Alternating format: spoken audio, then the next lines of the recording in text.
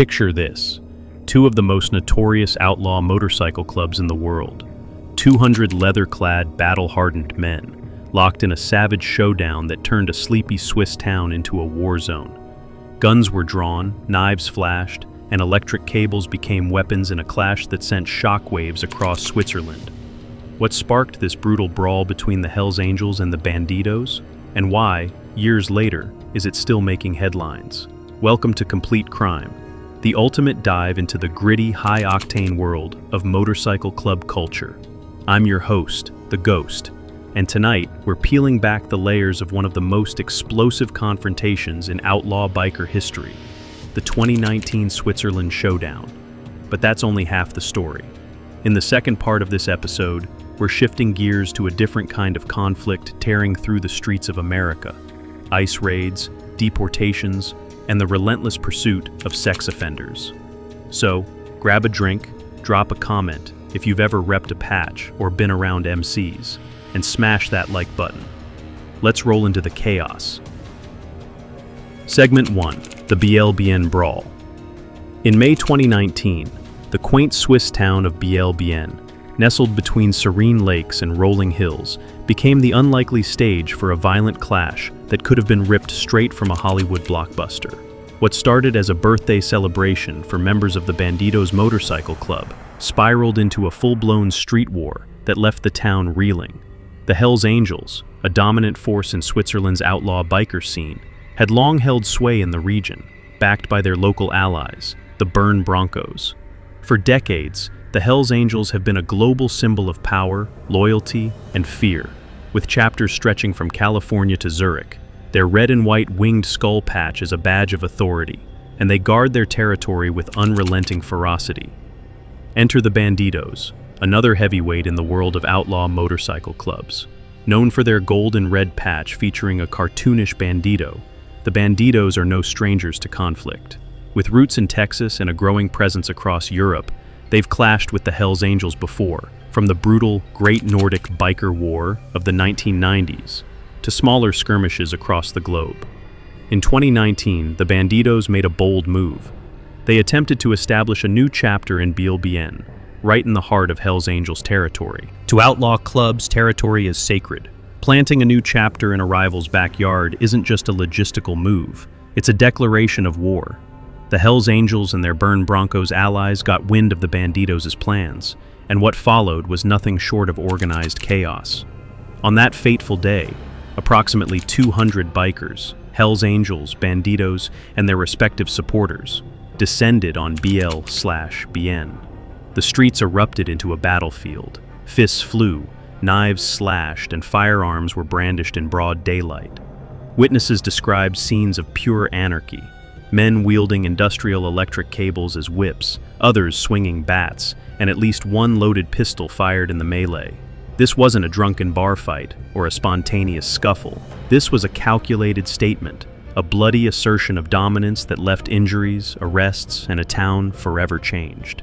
The question on everyone's mind: how did a birthday party escalate into such carnage? Segment 2, the trial and its fallout. The echoes of that violent night in BLBN reverberated far beyond 2019, spilling into Switzerland's courtrooms by 2022. The trial that followed was one of the most high-profile and heavily secured in the country's recent history. The Swiss authorities weren't taking any chances. Entire police departments were shut down to divert resources to the courthouse in Bern. Streets were cordoned off, snipers were positioned on rooftops, and security personnel patrolled relentlessly to prevent any further outbreaks of violence.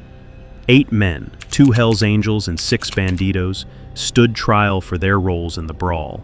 The charges were severe: attempted intentional homicide, aggravated assault, and a slew of weapons-related offenses. The courtroom was a powder keg, with tensions running high between rival club supporters and law enforcement. Let's break down the verdicts. A 37-year-old Swiss national, a prominent figure in the Bandidos, received the harshest sentence: 8 years in prison for attempted intentional homicide.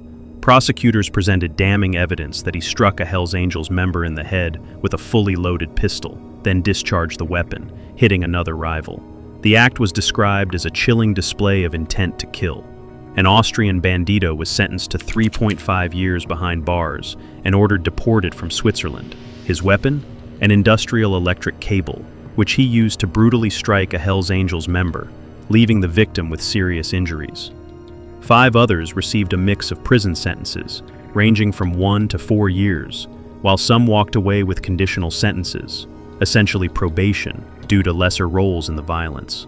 In total, 7 of the 8 defendants were convicted, but the legal saga didn't end there. All 8 have since appealed their sentences, and their cases are now being retried in Switzerland's High Court. The final verdict is slated for February 13, 2025, and the nation is bracing for the outcome. The trial wasn't just about punishing individuals. It was a message from the Swiss government to outlaw motorcycle clubs. Violence will not be tolerated. But for those in the MC world, the courtroom drama was just another chapter in an ongoing war. Segment 3. Why this clash happened.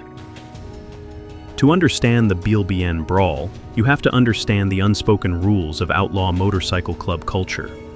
At its core, this is a world built on loyalty, respect, and territory. When a club like the Bandidos attempts to plant a flag in a region controlled by the Hells Angels, it's not just a logistical move. It's a direct challenge to authority, a middle finger to the established order. The Hells Angels and Bandidos have a long history of bad blood. In the 1990s, their rivalry exploded into the Great Nordic Biker War, a series of bombings, shootings, and stabbings across Scandinavia that left dozens dead and entire communities on edge.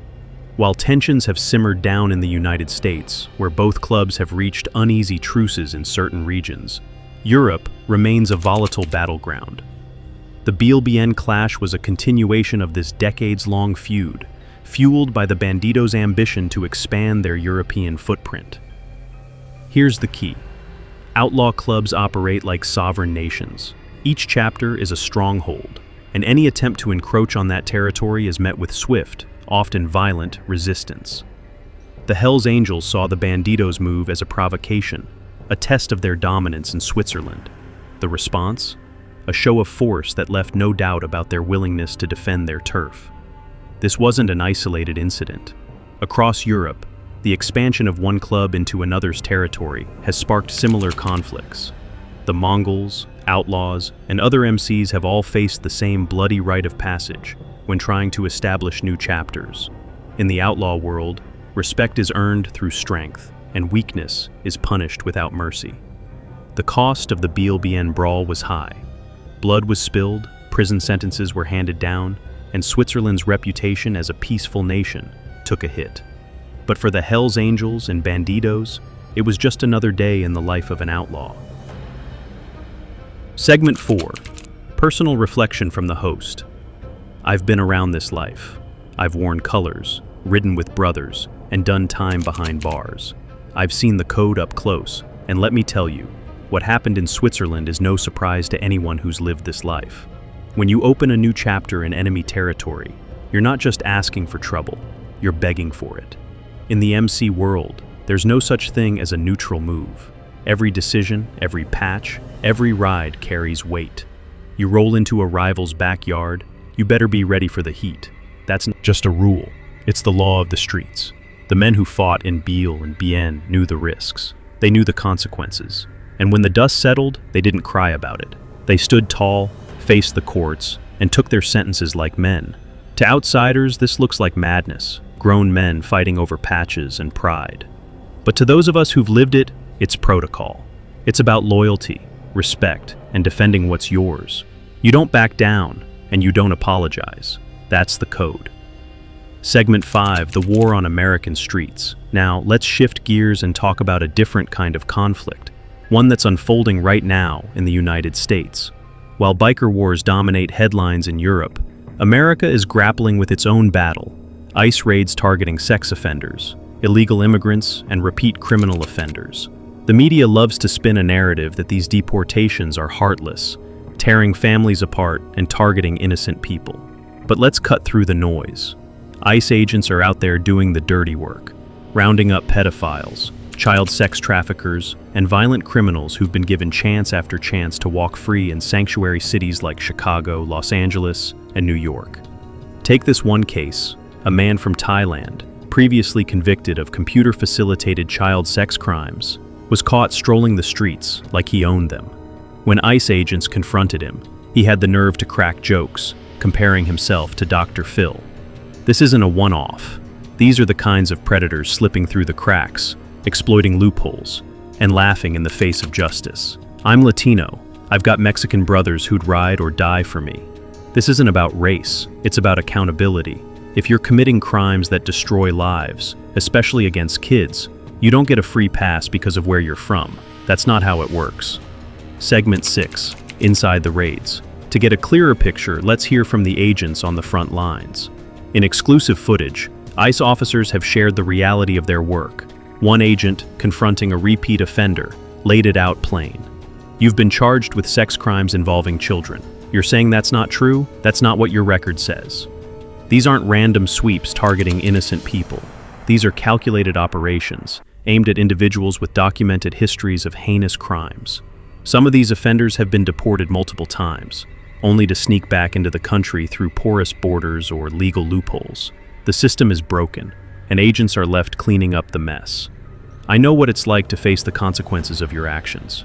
When I got locked up for selling drugs, no one threw me a pity party. No news crews showed up to tell my story. I did my time, kept my head down, and paid my debt. So why should repeat offenders, especially those preying on kids, get sympathy? The answer is they shouldn't. Segment 7, a message to the audience. Let's keep it real. If you've ever done time, you know the deal. When those cuffs click, nobody cares about your sob story. The streets don't care, the courts don't care, and the world keeps turning. So don't let the media spin you with tales of injustice for criminals who've made their choices. If you commit a crime, especially one that hurts kids, you've got to go. And if you're not a citizen, you don't get to keep playing the game. That's not prejudice. That's accountability. It's not about race or politics. It's about law and order, plain and simple. Segment 8, Demons Row Sign Off. We're living in wild times, whether it's biker wars tearing up Switzerland or ICE agents battling predators on American streets. What ties it all together is one truth. You live by a code, and you own your actions. Break that code, and the consequences come knocking, whether you're repping a patch or running from the law. For those who want to support the real, head over to demonsrow.com for exclusive complete crime gear, hats, crew necks, hoodies, all official. Show the world you're part of the movement. That's it for today's episode of Complete Crime, your #1 source for everything MC culture. Drop a like, hit that subscribe button, and let us know in the comments. Have you ever seen club politics get this intense? What's your take on the ICE raids and deportation footage? As always, we're ghostin', baby. Stay real, stay loyal, and we'll catch you on the next ride.